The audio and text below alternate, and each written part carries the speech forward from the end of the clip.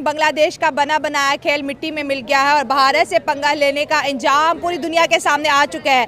हुआ कुछ यूँ है कि मोहम्मद यूनुस के खिलाफ जो है बांग्लादेश की टेक्सटाइल इंडस्ट्री के जो गारमेंट वर्कर्स हैं वो हज़ारों की तादाद में रोड्स पर आ चुके हैं, जैसे कि आपको स्क्रीन पर नज़र आ रहा है। 20 से ज़्यादा लोग इंजर और कई लोगों के हलाक होने की भी खबर आ चुकी है। उनका डिमांड ये है कि मोहम्मद यूनुस यहाँ से निकल जाए। हुआ कुछ यूँ है कि जब से बांग्लादेश ने एंटी इंडिया के नारे लगाए तो अडानी साहब ने जो है वहाँ पर इलेक्ट्रिसिटी की जो सप्लाई है उसको रोक दिया, उसको कम कर दिया और लोड शेडिंग की वजह से बांग्लादेश की टेक्सटाइल इंडस्ट्री 700 से लेके 1000 तक टेक्सटाइल इंडस्ट्रीज बंद हो चुकी हैं। और अगर हम बात करें अडानी साहब की तो झारखंड के अंदर जो प्लांट है जो बांग्लादेश को इलेक्ट्रिसिटी सप्लाई करता है उसने जो है बांग्लादेश को जो सप्लाई है वो रोक दी है, कम कर दी है, जिसकी वजह से बांग्लादेश में पॉलिटिकल क्राइसिस होते हैं लेकिन अब इंडस्ट्रियल इकोनॉमिकल क्राइसिस भी आ गए हैं। और क्या बांग्लादेश की सरकार मोदी साहब से जैसे बार बार मिलने की कोशिश कर रही है तो क्या वो माफ़ी मांगना चाहती है? क्या मालदीव की तरह बांग्लादेश को एहसास हो गया कि वो इंडिया के बगैर नहीं चल सकते? और जिस तरह से नारे लगाए जा रहे हैं ऐसे लग रहा है बहुत जल्द मोहम्मद यूनुस को यहाँ से जाना पड़ेगा,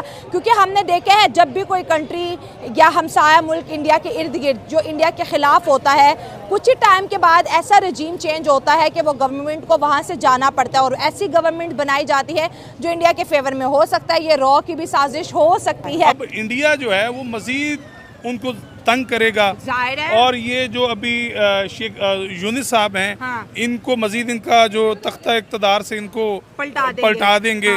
मजीद ये उसको लेके आएंगे जो इनके मफाद के लिए बेहतर होगा। मतलब इंडिया ऐसा करेगा कि बांग्लादेश के अंदर ऑटोमेटिकली वो गवर्नमेंट आ जाएगी जो इंडिया को सपोर्ट करेगी। बिल्कुल ऐसे उनको चाहिए ही ऐसा बंदा जो उनके मफाद के लिए सांस में सांस ले, उनके वो जो नारा लगाते हैं उसके साथ नारा लगाए। उनको मफाद परस्ती की जरूरत है। इंडिया अपने मफाद के लिए कुछ भी कर सकता है। सर अगर इंडिया की पॉलिसी देखिए वो ज्यादा दोस्त बनाने को प्रेफर करता है तो जाहिर है उसको लगेगा कि बांग्लादेश के ऊपर शांति है, नेपाल के ऊपर शांति है, क्योंकि चाइना और पाकिस्तान के साथ तो इंडिया की वैसे भी नहीं बनती, तो इंडिया दुश्मन तो नहीं बनाएगा। लेकिन इकोनॉमिकली इतना प्रेशराइज इस वक्त बांग्लादेश हो चुका है कि मुझे लगता है कि अगर मोदी साहब मोहम्मद यूनुस से मिलने का फैसला कर दे तो यूनुस साहब तो पैरों में बैठ जाएंगे। जो हालात हो गए हैं बांग्लादेश के, मोदी साहब फैसला मेरा ख्याल है नहीं करेंगे। लास्ट टाइम रिजेक्ट कर दिया था कि नहीं मिलना क्योंकि यूनुस मोदी कभी भी नहीं उनसे मिलेगा। और यूनुस साहब को घर ही जाना पड़ेगा सच में रियली इसको उसकी, क्योंकि जहाँ वहाँ की जो स्टैब्लिशमेंट है उनको भी वो बंदा चाहिए जो इन्वेस्टमेंट लेके आए। उनकी वजह से तो अभी जो यूनुस साहब हैं जो उसने अपने डिसीजन लिए, जो फैसले किए, इस तरह तो जिस तरह ये अडानी साहब हैं या और लोग हैं ये तो अपनी इन्वेस्टमेंट निकाल लें तो फिर बांग्लादेश में रह क्या गया। जैन साथियों, अभी कुछ दिन पहले यह खबर आई थी कि भारत एशिया में तीसरी बड़ी सबसे ताकत है और इस पर सबसे बड़ा कारण यह था कि भारत का जो है कुछ कंट्री पर उसका प्रभाव है। प्रभाव का मतलब है कि भारत जो है वो चाहे तो उस कंट्री को अपने ताकत से प्रभावित कर सकता है। जैसे कि अपने पड़ोसी देश में लगभग चाइना को छोड़ दिया जाए तो भारत अपने पावर से लगभग हर कंट्री को प्रभावित कर सकता है। तो यही हुआ इस समय जो बांग्लादेश में अस्थिरता चल रही थी, जिसके कारण वो है जो अब भारत के साथ ना होकर ऐसे कंट्री के साथ हाथ मिलाने की कोशिश कर रहा है जो कि भारत के साथ इनके अच्छे संबंध इतने नहीं है। तो यहीं पे यह खबर आती है कि अब जो बांग्लादेश में है थोड़ा वहाँ के जो कुछ उद्योग है, कपड़ा उद्योग, वो भारत से काफ़ी प्रभावित है। अगर भारत वहाँ पर इनके काम अगर रोक दिया जाए तो फिर उनके जो है कई श्रमिक जो है इस समय बेरोजगार हो जाएंगे और ऐसे देखने को मिला भी है, क्योंकि इस समय भाई जाहिर सी बात अच्छा संबंध नहीं चल रहा है। तो भारत ऐसे काम क्यों करेगा बांग्लादेश में जिससे बांग्लादेश की तरक्की हो? कोई अपने मित्र जो देश है उसी की तरक्की की चाहेगा, ना कि ऐसे देश की जो कि खुद उसी के दुश्मन से हाथ मिला रहा हो। तो बांग्लादेश में ऐसे ही कंडीशन इस समय बन गई है। और अडानी ने अगर दूसरी तरफ उनको जो है बिजली के सप्लाई कम कर दिया है, क्योंकि जो कोई भी देश की जो कंपनियां बड़ी बड़ी वो बिजली सप्लाई के ठेके लेते हैं, तो इधर से इंडिया से अडानी ने ऐसे कंपनी जो है बना रखे कई। तो इस समय बांग्लादेश में 2-3 प्रभाव देखने को मिल रहा है और यही है भाई, जो ताकतवर होता है वो दूसरे पर प्रभाव डालेगा ही। जैसे कि इंडिया से जो ज़्यादा ताकतवर है वो कहीं ना कहीं इंडिया पर प्रभाव डालता है, लेकिन अगर इंडिया भी अगर किसी पर प्रभाव डाल सकता है तो कोशिश जरूर करेगा, क्योंकि भाई इसी में इंडिया की हित भी है।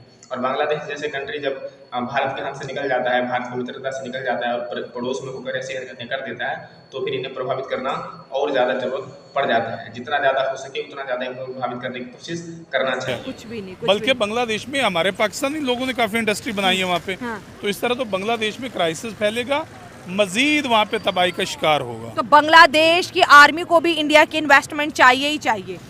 वो तो पहले भी कर रहे हैं और मजीद भी करेंगे। तो फिर इंडिया के खिलाफ नारे क्यों लगाए थे, जिसका इंडिया को आपको देखिए बड़ा दुख है कि भाई हमने इनको पाला, हमने इनको हर चीज़ दी, वीज़ा दिए, इनके ऊपर इतनी हमने जो है नवाजिशें की और बदले में इन्होंने इंडिया के खिलाफ नारे लगाए, बदले में इन्होंने गद्दारी के नारे लगाए। जिस तरह एक छोटे से बच्चे को वालिदैन पालते हैं, हाँ। तो कल को वालिदैन के सामने उठ के खड़ा हो जाए तो वालिदैन बर्दाश्त करेंगे। हाँ, वो तो उसको देश निकाला देंगे, उसको घर से निकाल देंगे।